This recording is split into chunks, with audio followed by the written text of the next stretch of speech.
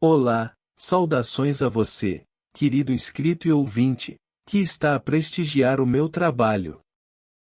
Na audição de hoje um conto de Machado de Assis, nomeado O Destinado. Publicado no ano de 1883. Por gentileza, se o meu trabalho lhe trouxe agrado, deixe seu like e se inscreva no canal. Caso obteve uma experiência de desagrado, deixe nos comentários, pois a vossa avaliação será considerada e aplicada. Desde já, agradeço pela preferência e desejo-lhe uma excelente audição. O Destinado. Ao entrar no carro, cerca das 4 horas da manhã, Delfina trazia consigo uma preocupação grave, que eram ao mesmo tempo duas. Isto pede alguma explicação. Voltemos à primeira valsa. A primeira valsa que Delfina executou no salão do coronel foi um puro ato de complacência. O irmão dela apresentou-lhe um amigo, o bacharel Soares, seu companheiro de casa no último ano da academia, uma pérola, um talento, etc.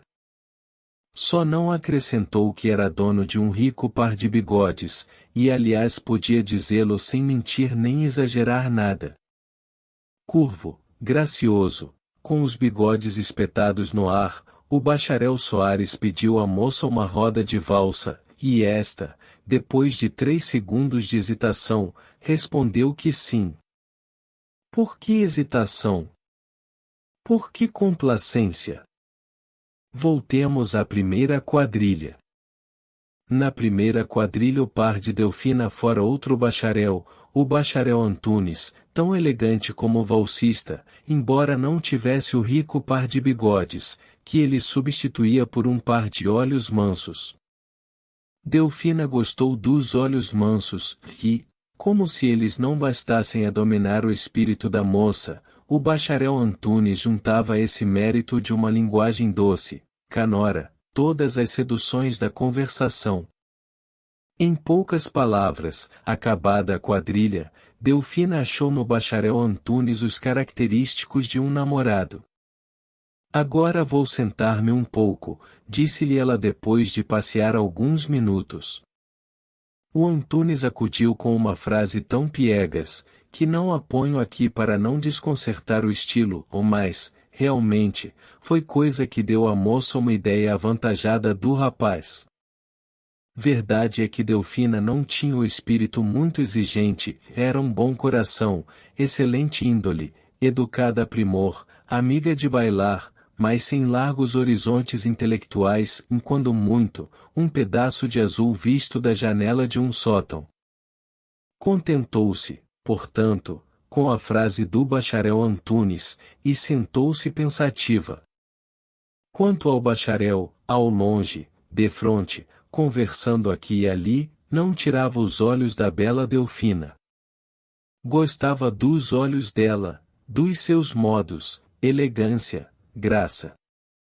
É a flor do baile, dizia ele a um parente da família. A rainha, emendou este.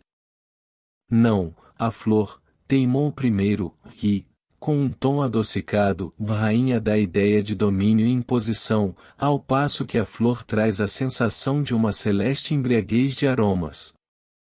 Delfina, logo que teve notícia desta frase, declarou de si para si que o bacharel Antunes era um moço de grande merecimento, e um digníssimo marido.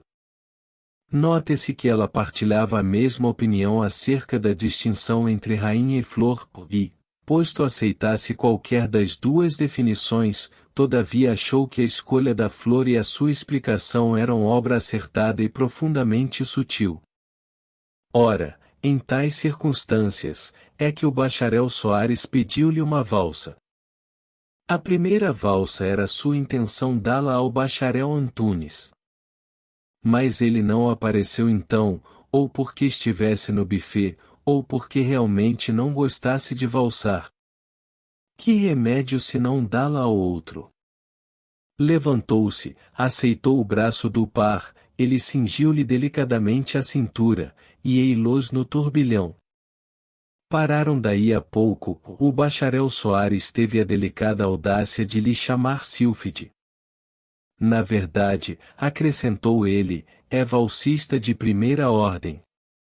Delfina sorriu, com os olhos baixos, não espantada do cumprimento, mas satisfeita de o ouvir. Deram outra volta, e o bacharel Soares, com muita delicadeza, repetiu o elogio. Não é preciso dizer que ele aconchegava ao corpo com certa pressão respeitosa e amorosa ao mesmo tempo. Valsaram mais, valsaram muito, ele dizendo-lhe coisas amáveis ao ouvido, ela escutando-o corada e delirante. Aí está explicada a preocupação de Delfina, aliás duas, porque tanto os bigodes de um como os olhos mansos do outro iam com ela dentro do carro, às 4 horas da manhã. A mãe achou que ela estava com sono, e Delfina explorou o erro, deixando cair a cabeça para trás, cerrando os olhos e pensando nos dois namorados. Sim, 2 namorados. A moça tentava sinceramente escolher um deles, mas o preterido sorria-lhe com tanta graça que era pena deixá-lo, elegia então esse, mas o outro dizia-lhe coisas tão doces, que não mereciam tal desprezo. O melhor seria fundi-los ambos, unir os bigodes de um aos olhos de outro, e meter esse conjunto divino no coração, ou mais como? Um era um, outro era outro. Ou um, ou outro. Assim entrou ela em casa, assim recolheu-se aos aposentos. Antes de se despir, deixou-se cair em uma cadeira, com os olhos no ar, tinha a alma longe, dividida em 2 partes, uma parte nas mãos de Antunes, outra nas de Soares. 5 horas. Era tempo de repousar. Delfina começou a despir-se e despentear-se, lentamente, ouvindo as palavras do Antunes, sentindo a pressão do Soares, encantada, cheia de uma sensação extraordinária. No espelho, pareceu-lhe ver os 2 rapazes, e involuntariamente voltou a cabeça, era ilusão.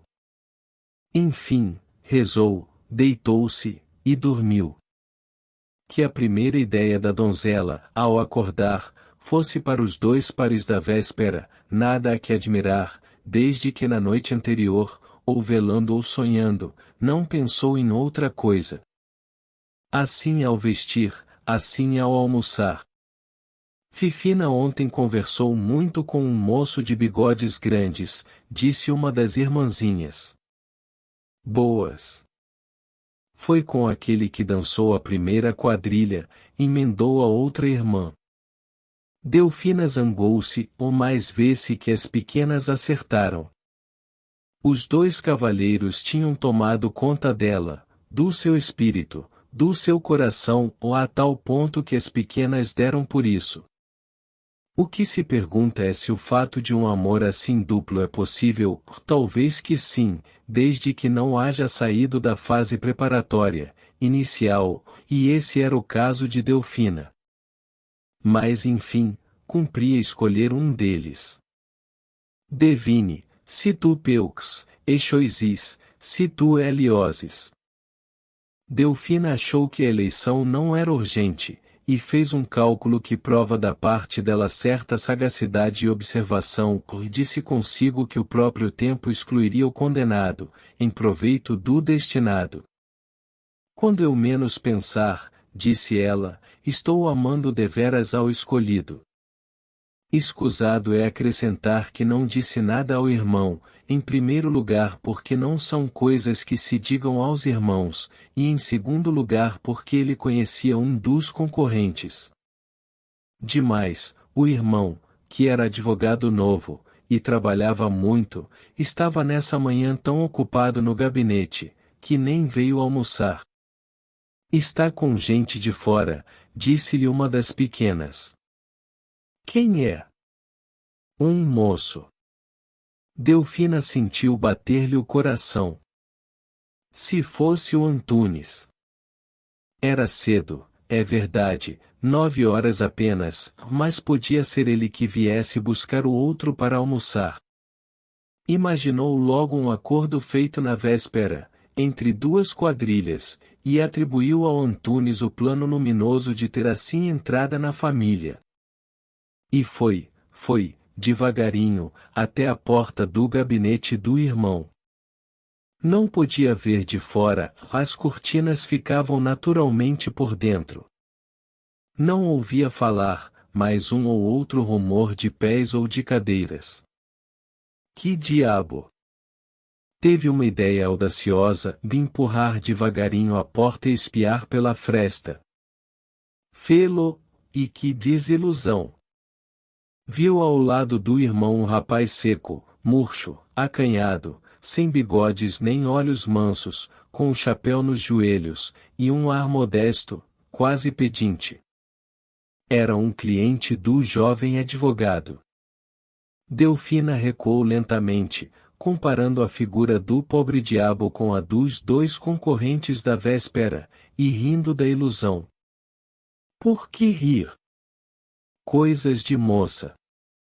A verdade é que ela casou daí a 1 ano justamente com o pobre-diabo. Leiam os jornais do tempo, lá está a notícia do consórcio, da igreja, dos padrinhos, etc. Não digo o ano, porque eles querem guardar o incógnito, mas procurem que hão de achar. Fim. Esta foi a obra narrada deste vídeo. Uma vez mais, agradeço pela preferência. Caso lhe tenha agradado, curta, se inscreva e compartilhe. Se algo não lhe agradou, escreva nos comentários, pois a sugestão será aplicada. Um grande abraço a você, querido inscrito e ouvinte. Até a próxima!